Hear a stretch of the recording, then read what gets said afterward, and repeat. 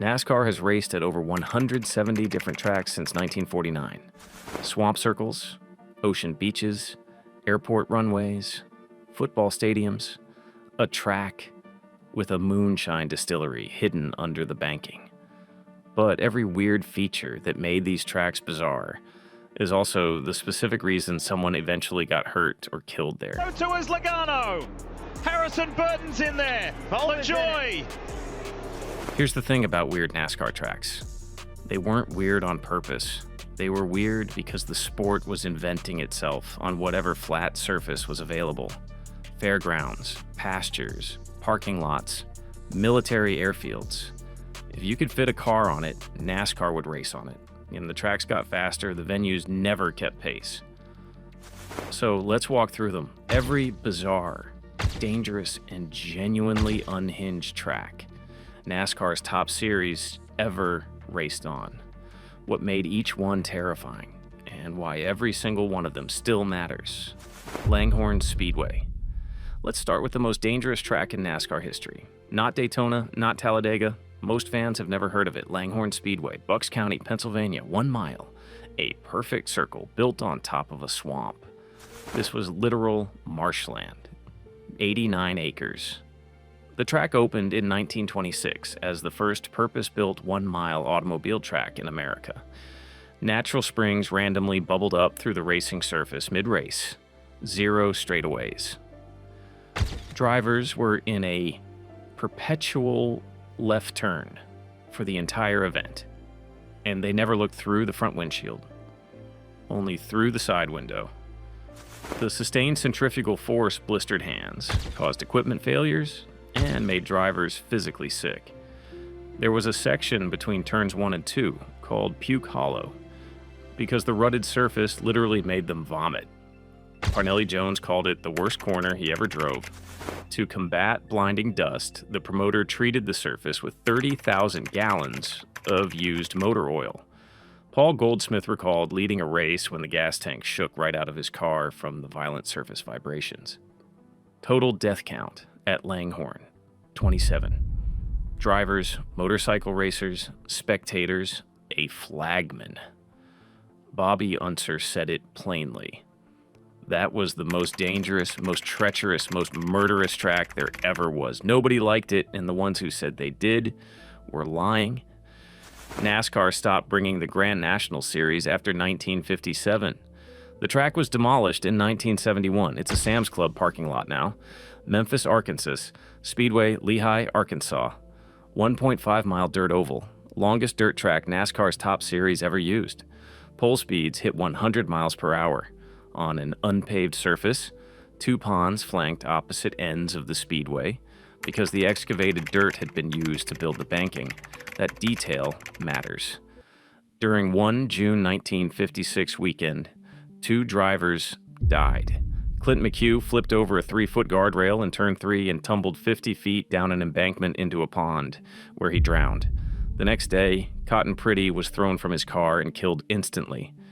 At the same event, Tiny Lund, whose car was ironically sponsored by a seatbelt company, was ejected onto the track, but survived with a broken arm. The track closed because its owners couldn't raise the $100,000 needed for paving. A farmer bought the property and raised catfish in the flooded infield. If you're the type of fan who wants to understand what actually shaped this sport instead of just watching highlight reels, this channel is built for you. Subscribe now so you don't miss the next video. Daytona Beach and road course. Before the Speedway existed, NASCAR raced on the actual ocean. The Daytona Beach and road course was a 4.1-mile paperclip. 2 miles north on hard-packed sand along the Atlantic, a banked sand turn. 2 miles south on paved Highway A1A, another sand turn back onto the beach. Half ocean, half public road.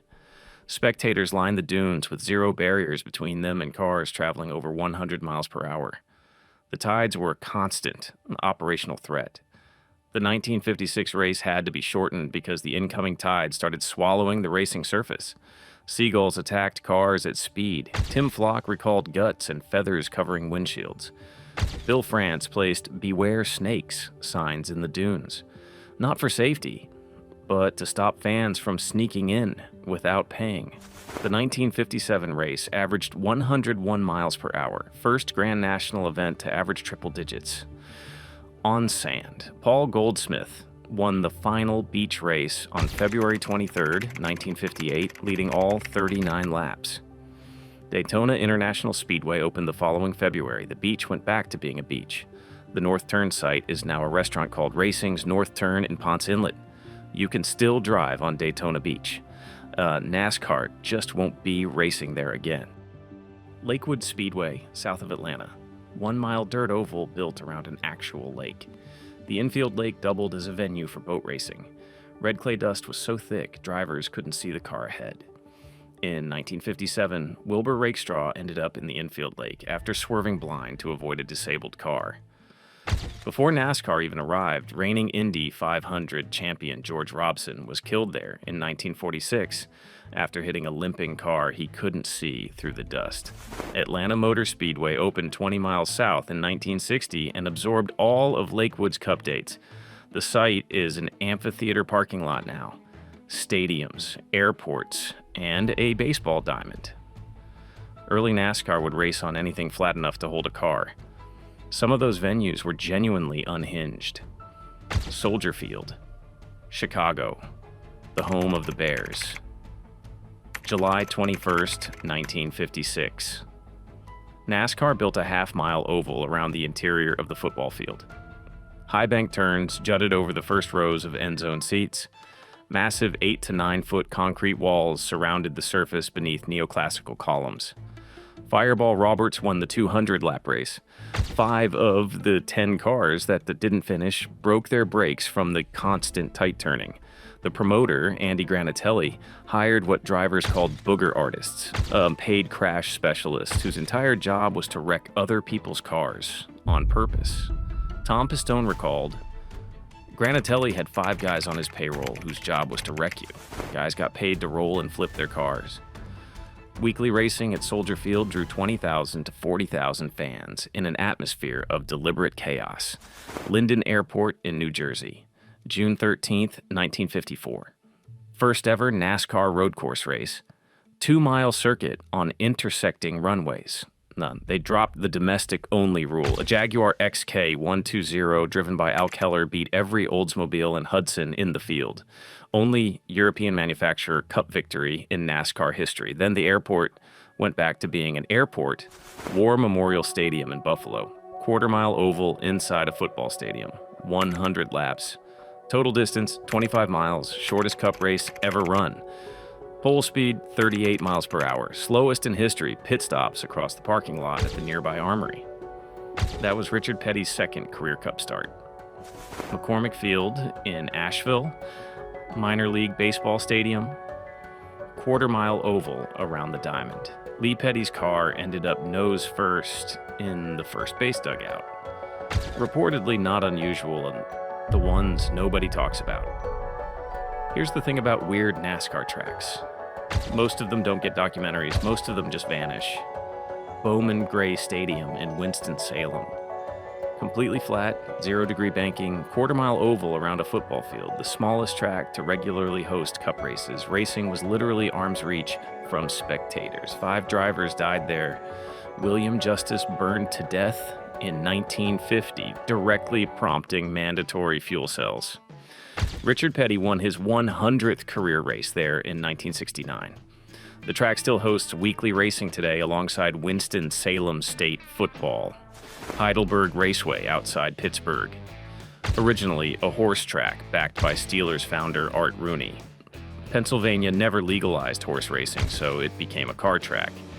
3 tracks in one. A half-mile oval, quarter-mile inner oval, and a figure-8 course. Dust so thick, fans couldn't see the straightaways.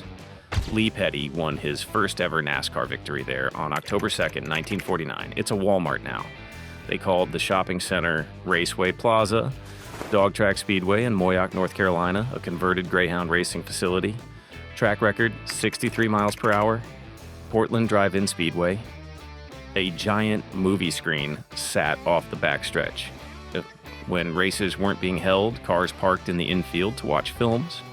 A manhole cover sat in the middle of the racing groove at the exit of Turn 4, Canfield Speedway in Ohio. Half-mile dirt horse track at the county fairgrounds. Wire fences and straw bales were the only barriers. In the 1951 race, only 5 of 38 starters were still running at the finish. Each one was somebody's home track. Each one mattered to the local community, and NASCAR walked away from all of them. Moonshine Monkeys and Jimi Hendrix Middle Georgia Raceway, Byron, Georgia. Half-mile paved oval. Normal enough on paper. Until September 23, 1967, when federal agents found an underground moonshine distillery beneath Turn 3. Trapdoor inside a ticket booth. 17 feet underground, 2 fermenting tanks, 3,700 gallons, electric lighting, ventilation, insect repellent, 80 gallons of moonshine per day. Agents called it one of the most elaborate operations they'd ever seen. Track owner arrested, found not guilty. According to a former racer, a team from Miami arrived every race weekend and filled car haulers with moonshine. Oh, while everyone was watching the race. 3 years later, directly adjacent to the same track, the second Atlanta International Pop Festival. 300,000 to 400,000 people. Town population 2,000. Jimi Hendrix performed the Star-Spangled Banner at midnight on the 4th of July, one of his last performances before his death. The Allman Brothers played their breakthrough set, all next to a racetrack with a moonshine operation under its banking. Augusta International Speedway, 1,041 acres, half-mile oval, 3-mile road course, drag strip, karting track, 1 Cup road course race, November 17th, 1963. Fireball Roberts won his last career victory. 6 of the top 7 finishers were dead within 14 months. Sole survivor, Ned Jarrett. The race was held 5 days before President Kennedy's assassination. Raleigh Speedway. Tim Flock raced with a rhesus monkey named Jocko Flocko as his co-pilot, officially listed as a crew member, called the fastest monkey alive. That happened in the top division of American stock car racing. Built wrong on purpose. Some tracks weren't dangerous because of where they were. They were dangerous because of how they were shaped. Darlington Raceway exists as an egg because Harold Brasington had to build around a farmer's minnow pond. Sherman Ramsey refused to sell. Turns 1 and 2 got pinched tight. Turns 3 and 4 stayed wide. Cars can't be set up for both ends. The tight end requires a completely different approach than the wide end, and every setup is a compromise. Nearly every driver earns a Darlington stripe, a paint scrape from the wall, because the asymmetry forces cars into the barrier somewhere on every lap. In the 1960 Southern 500, concrete blocks from the inside wall flew into the pit area. Paul McDuffie, Charles Swetland, and NASCAR official Joe Taylor. All 3 dead. Deadliest pit area incident in Cup history. No proper pit wall, just stacked concrete blocks. Riverside International Raceway.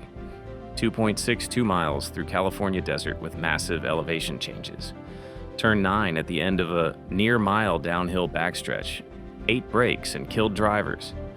2-time champion Joe Weatherly died there in January 1964 when his head struck a steel barrier through the open window. He'd refused to wear a shoulder harness. 19 total deaths in 31 years. By the late 1980s, suburban sprawl had consumed the desert around it. The land became worth more as housing than as a racetrack. Turn 9 is somebody's backyard now. Moreno Valley Mall sits on the northern half. Nothing remains. Trenton Speedway, 1.5-mile kidney bean with a right-hand dogleg because a landowner wouldn't sell. Mechanics couldn't set up cars that needed to turn both directions. Pocono's Turn 1 was modeled after Trenton's banking. North Wilkesboro ran out of construction money in the 1940s before builders could grade the terrain. Front stretch runs downhill. A backstretch runs uphill. The narrow 55-foot wide surface and tight pit road made every race a strategic nightmare. Bruton Smith and Bob Barr moved both Cup dates to Texas and New Hampshire in 1996. The track sat abandoned for 27 years. Dale Earnhardt Jr. led cleanup efforts. The All-Star race returned in 2023. A points-paying Cup race is set for 2026. Occoneechee Speedway. Carved into wooded land along the Eno River near Hillsborough, North Carolina, one of NASCAR's original 8 tracks. Trees grew to the track edge. Spectators sat in branches. A curve at the bottom followed the river so closely that spinning cars could end up in the water. No guardrails. In the very first race there, in August 1949, Louise Smith crashed so badly it took 30 minutes to cut her free. 48 stitches, 4 pins in her knee. Then she posed for photographs in the wreckage. Local churches killed the track by lobbying against Sunday racing. Bill France took the money and built Talladega instead. Today, the 44-acre site is on the National Register of Historic Places. One of only 3 racetracks on the register, the only surviving dirt track from NASCAR's inaugural 1949 season. You can walk the old course as a hiking trail. The original grandstands are still there, slowly being consumed by the forest that always surrounded them. Why the weird ones matter. 28 Cup drivers died between 1949 and 2001. Fans died, crew members died, at Langhorne, at Riverside, at Darlington, at Daytona, at tracks that were never designed for the speeds they hosted.